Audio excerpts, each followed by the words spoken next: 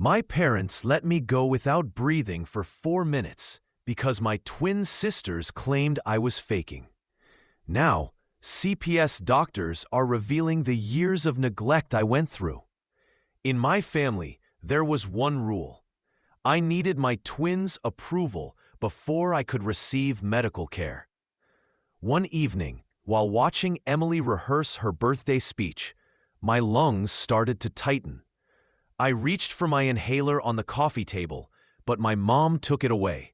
"Emily, does Marin need this?" she asked. Without looking up from her phone, my twin answered, "She used it at lunch. She's fine." "You heard your sister," Mom said, slipping the inhaler into her purse. "No attention-seeking today. It's Emily's sweet 16.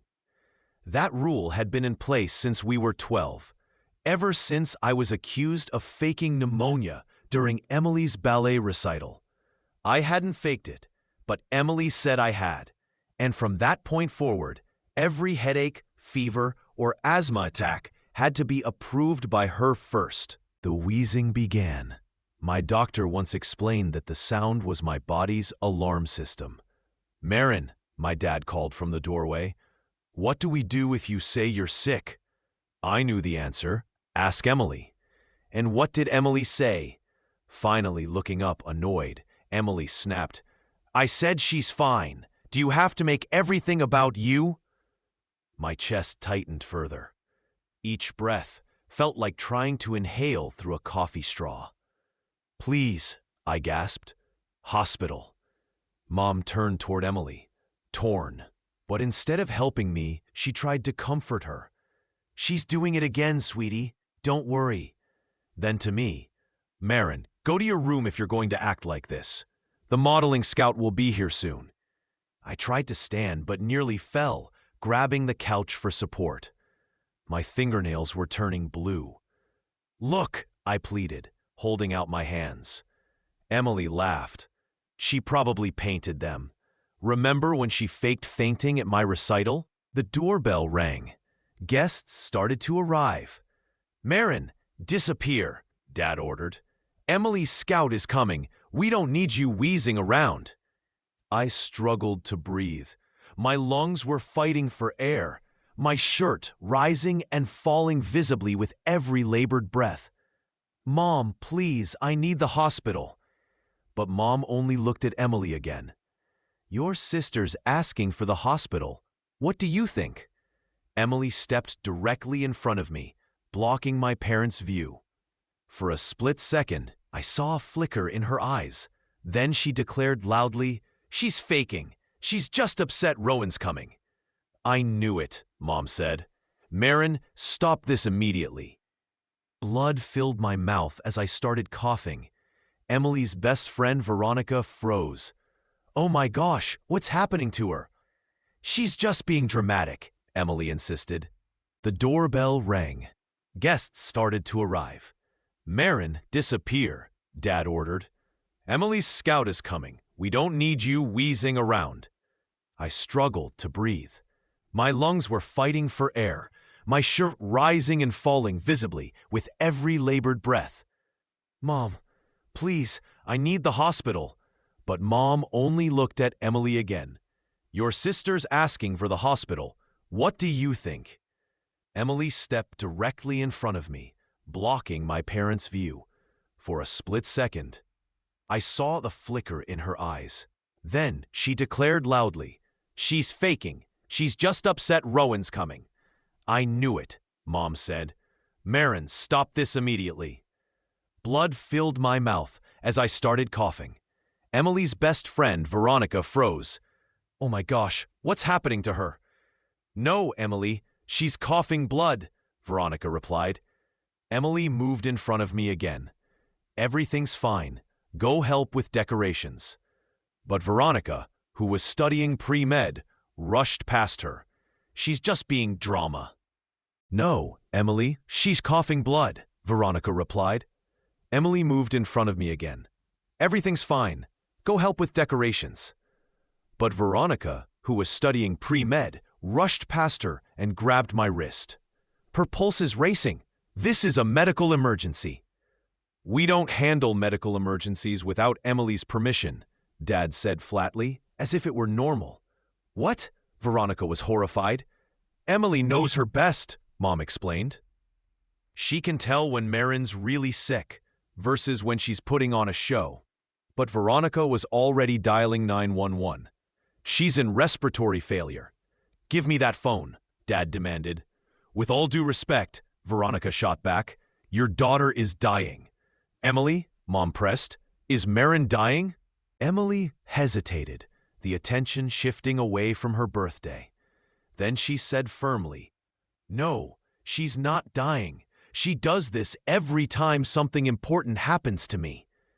That's when I stopped breathing entirely. Silence. "Marin," Emily said weakly, "stop it. People are on their way." "She's not breathing," Veronica yelled. "She's holding her breath," Emily insisted, though her voice cracked. "She's really trying to ruin my party." I collapsed onto the floor. The impact should have hurt, but I couldn't feel anything. "Call 911," Veronica shouted, already starting chest compressions. "But Emily said," Mom began. "I don't care what Emily said," Veronica cut her off. Voices rose around me. Guests screamed. Someone searched for my inhaler. "This is Marin's fault," Emily sobbed. "She always does this." "Your sister is dying," Veronica shouted back. Dad tried to pull Veronica away, insisting Emily said she's fine.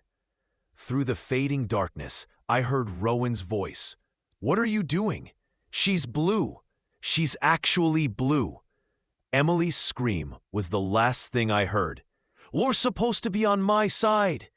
3 days later, I woke up in the ICU. The doctor told me I had been clinically dead for 4 minutes. 4 minutes my parents spent waiting for Emily's approval to save me. She began marking sections with sticky notes, emphasizing that my parents couldn't force me to leave with them or sign anything. She showed me where to sit in the conference room, so I'd be closest to the exit, and wrote short phrases I could use if they yelled or tried to guilt me. As she underlined passages on medical autonomy for minors in abuse cases, she explained how to stay calm by counting my breaths during stressful moments.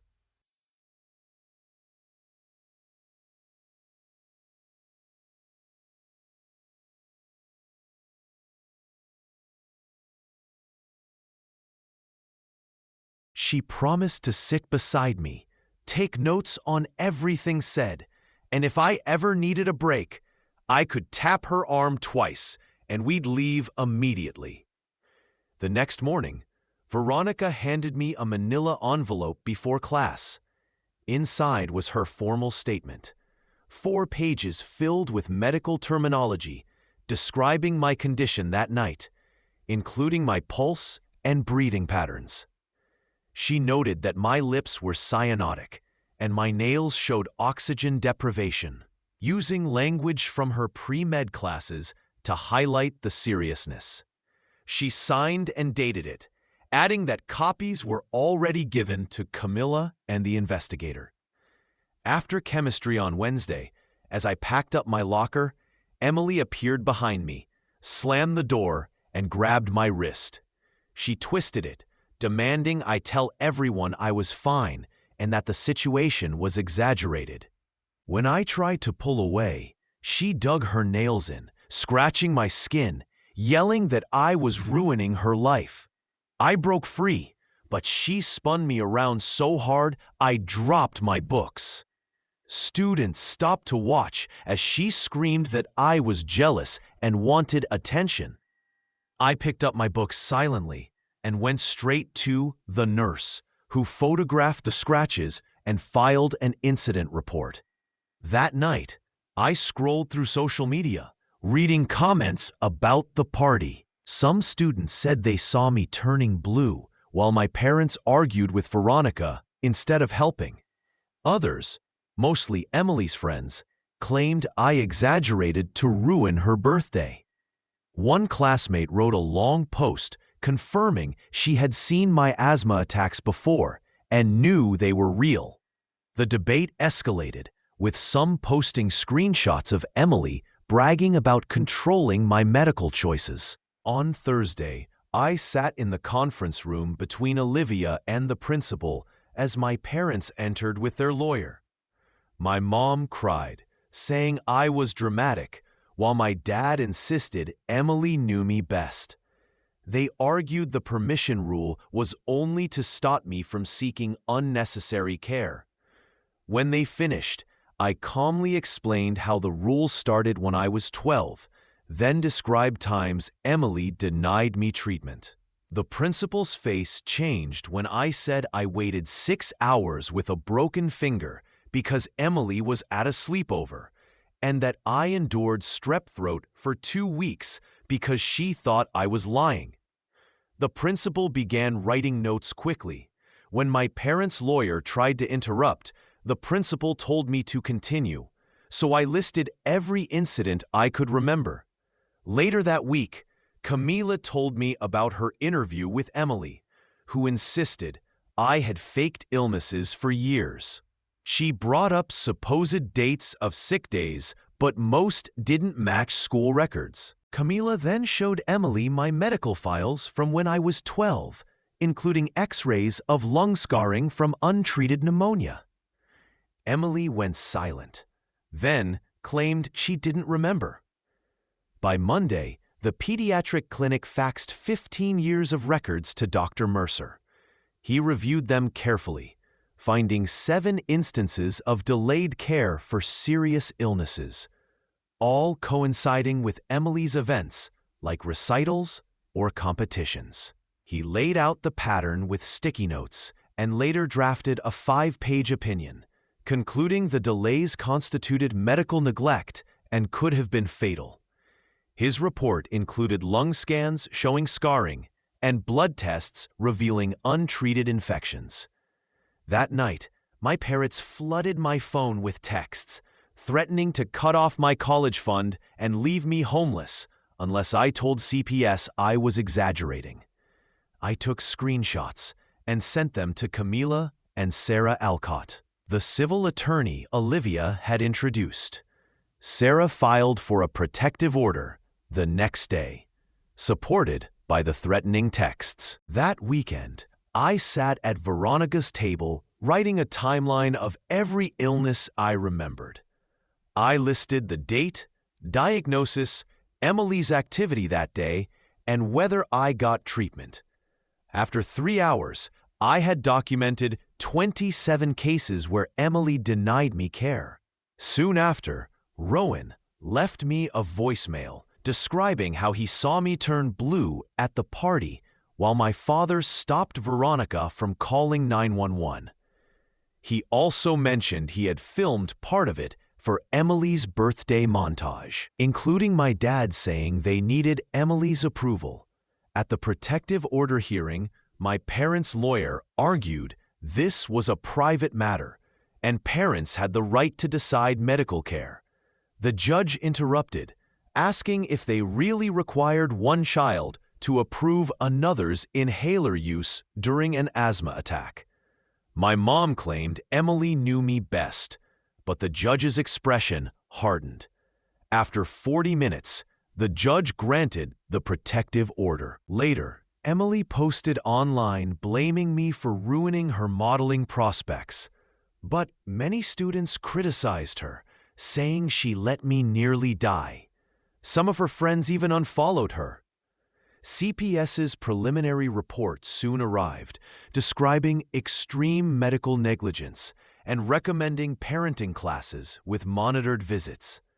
A few days later, I met ADA Nolan Graves. He explained child endangerment charges were more likely than attempted murder, but still serious. He asked me to write a victim impact statement.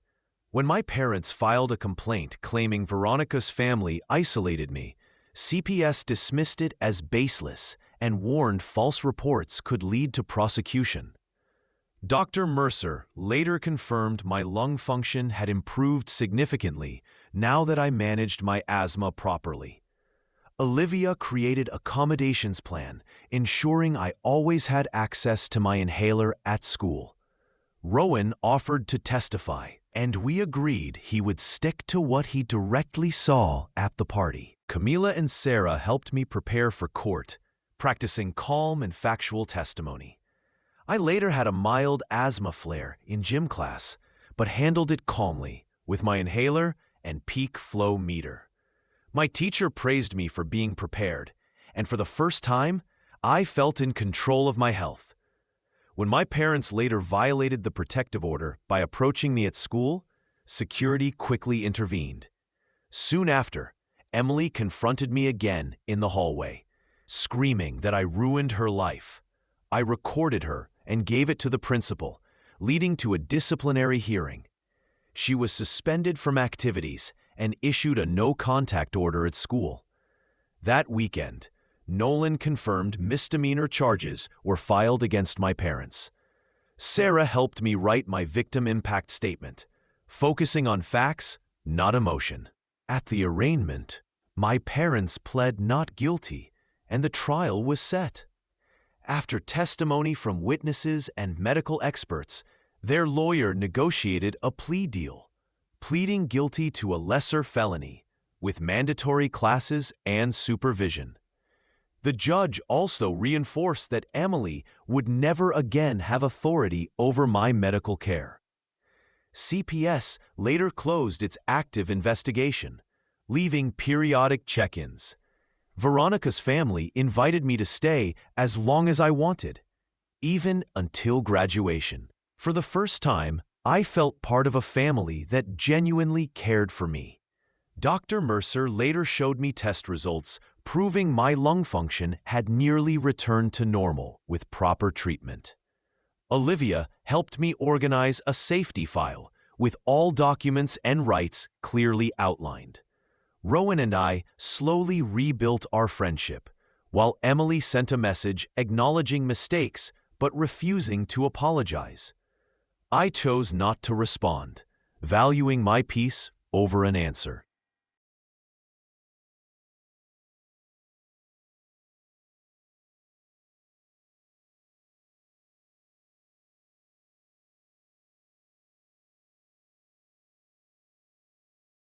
I wrote a personal statement asserting my medical autonomy and placed copies everywhere.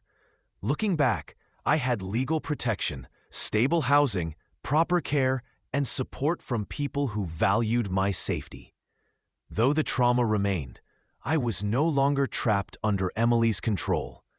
Veronica's mother helped me set up my own medical station, ensuring I always had the supplies I needed without asking anyone's permission.